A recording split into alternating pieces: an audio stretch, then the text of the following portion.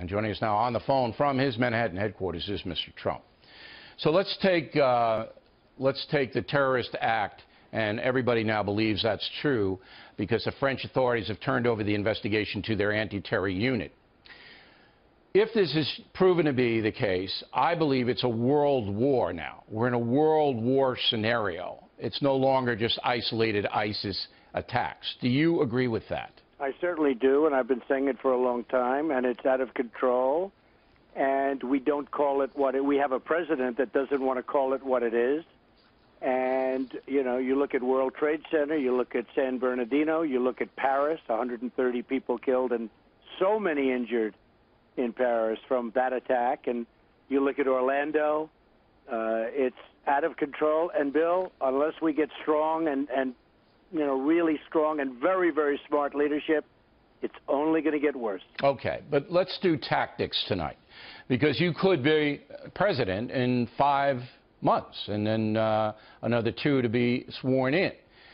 If it's a world war, then you have to mobilize NATO. You have to get all the NATO countries to say, we are going to commit forces, both ground and air, to wipe ISIS off the face of the earth. Right. Do you not? Do you know? I would say that would be just fine, and I've been saying it. We should use NATO for a purpose. I mean, we're spending a fortune on NATO. We have countries in NATO that don't make a fair contribution.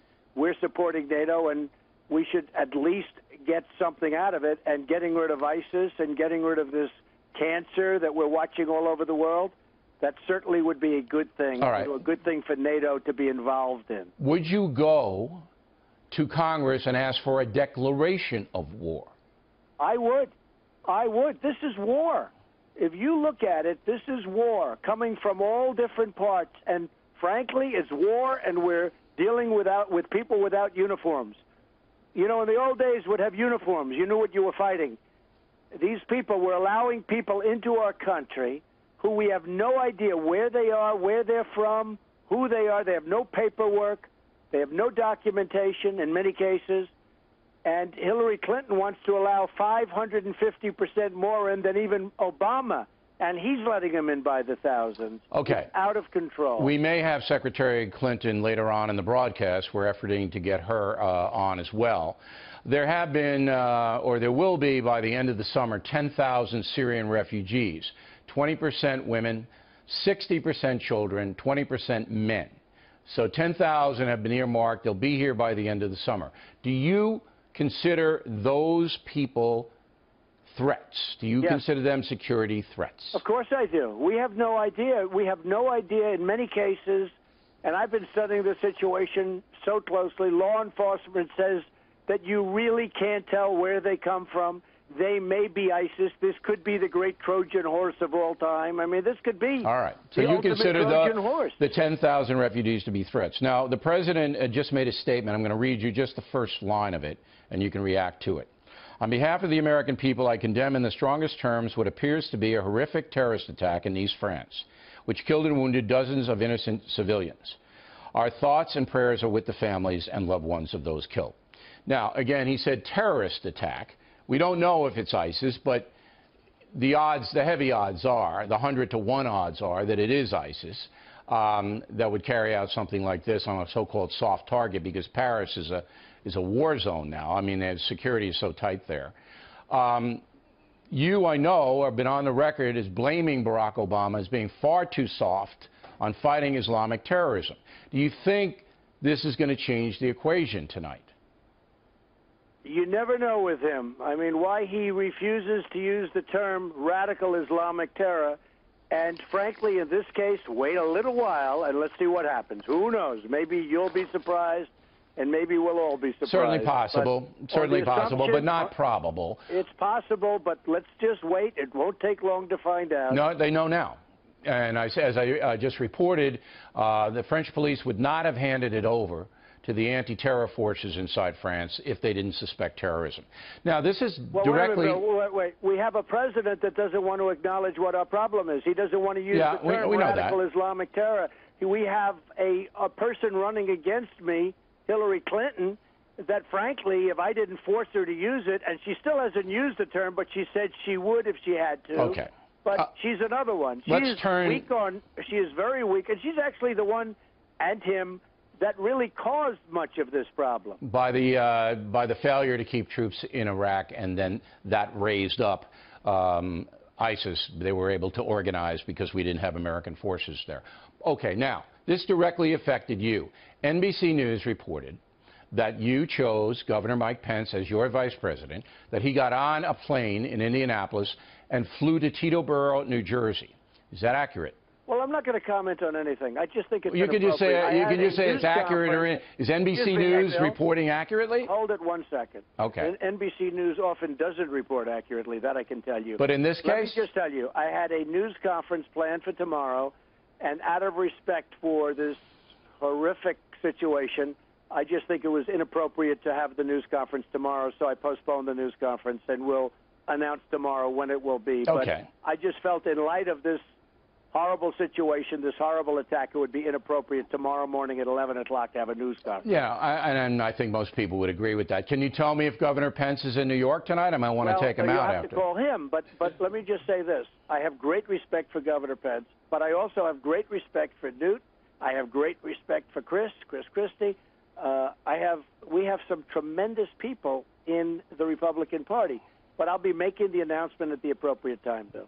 Okay, you guys are slotted to do 60 Minutes on Sunday, and I know they're expecting you to show up, so you'll be there with your VP pick, correct? Well, in light of what's happened tonight, in light of this, absolutely horrific attack, I'm not sure that I'm feeling good about doing 60 Minutes, and I'm not sure that 60 Minutes is going to want to do anything other than this attack. We have to get to the bottom of this. There's something very evil going on. There's something very bad going on, and we better get awfully tough and awfully smart and vigilant very, very quickly, because our world is becoming a much, much different place. Well, as we both agree, it's a world war now, and it better be acknowledged that. Now, let me ask you this.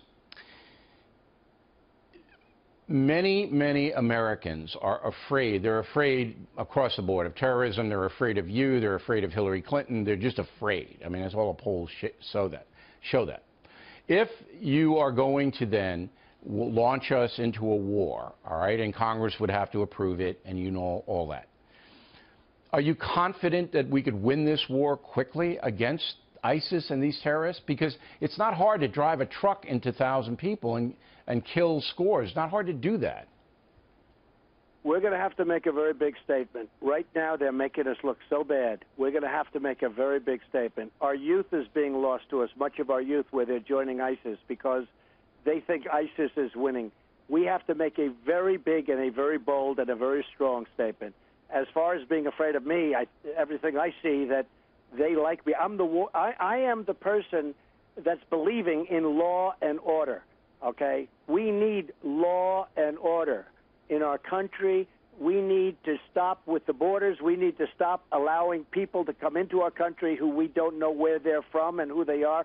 And there's going to be plenty of them from ISIS. I used to say possibly, but now it's almost inevitable. That's what it's going to be. We have over 1,000 investigations going on right now on radical Islamic terror. Right now, more than we've ever had. And now Hillary Clinton and Obama want to allow more people into our country. What are they doing? Are you, if you're going to run as the law and order candidate, as you say you are you going to replace Loretta Lynch as Attorney General and James Comey as the head of the FBI? Are you going to do that? Well, I don't want to comment on that. But, of course, I was very disappointed when I saw what happened when you go over point after point. She was proven to be a liar. She got rid of 33,000 emails. She did so many things that were so dishonest. And then to hear that she gets a pass and that other people, Bill, I can't imagine that you would their lives are ruined and destroyed. I mean, that was terrible. But if you shake up the FBI and the Attorney General, not so much. I mean, Chris Christie can do that job.